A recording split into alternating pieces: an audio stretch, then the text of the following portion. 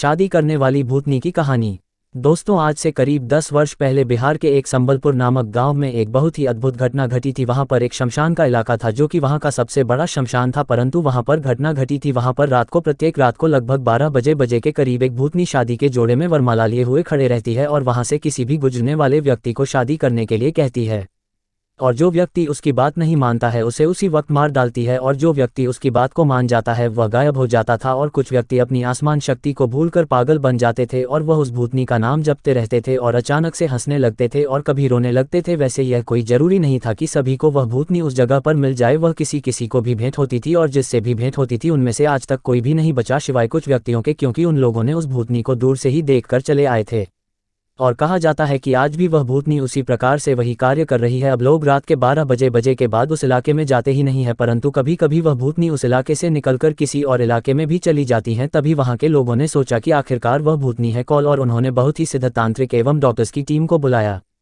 उन लोगों ने अपने साधना शक्ति एवं डॉक्टरों की टीम ने कुछ पागल हो जो कि भूतनी के द्वारा पागल बनाए गए थे, उन्हें उस साधना में बिठाया और उन्हें सम्मोहन के द्वारा सम्मोहित कर लिया और उससे पूछा कि आखिरकार तुम्हारे साथ हुआ क्या था।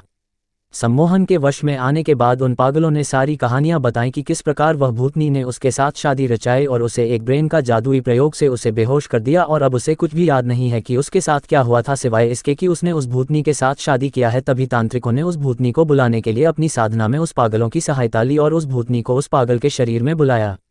जब भूतनी ने उस पागल के शरीर में प्रवेश किया तब तांत्रिक ने और डॉक्टर्स की टीम ने उनसे पूछा कि आखिरकार उसने वैसा उन लोगों के साथ क्यों कर रही है। तभी उस भूतनी ने अपनी जीवन की कहानी बताई और उसने पढ़ लिया है कि अब वह दूसरे व्यक्तियों के जीवन बर्बाद करेगा जिस प्रकार उसके जीवन को बर्बाद किया गया है।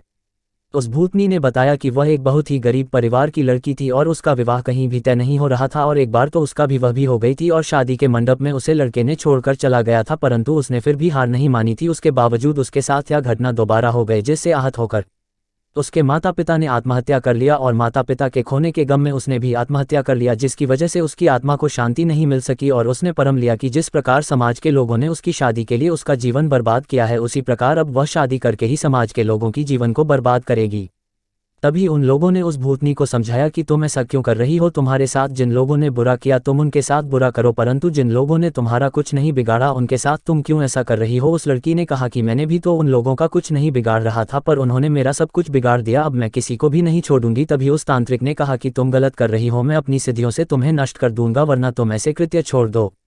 उस भूतनी ने कहा तुम्हें जो करना है कर लो, मैं तुम्हारी बात नहीं मानूंगी और मैं सबको मार डालूंगी। तब उस तांत्रिक ने अपनी सिद्धि के प्रयोग से उसे नष्ट करना चाहा, परंतु वह कर नहीं सका क्योंकि भूतनी की शक्ति उस तांत्रिक की शक्तियों से भी अधिक थे। तब उसने अपनी सिद्धियों के द्वारा उसे उसी शमशान में बंद कर दिया, परंतु अभी वह भूतनी उस शमशान के इलाके में ही भटकती रहती हैं। तांत्रिक के बंधन के कारण हुआ वहां से बाहर नहीं आती, परंतु उस इलाके में वह भी व्यक्ति रात में जाता है तो उसके साथ वह यही व्यवहार करती है और उसे मार डालती है। आज भी उस भूतनी के इलाके में कोई भी व्यक्ति नहीं जाता है।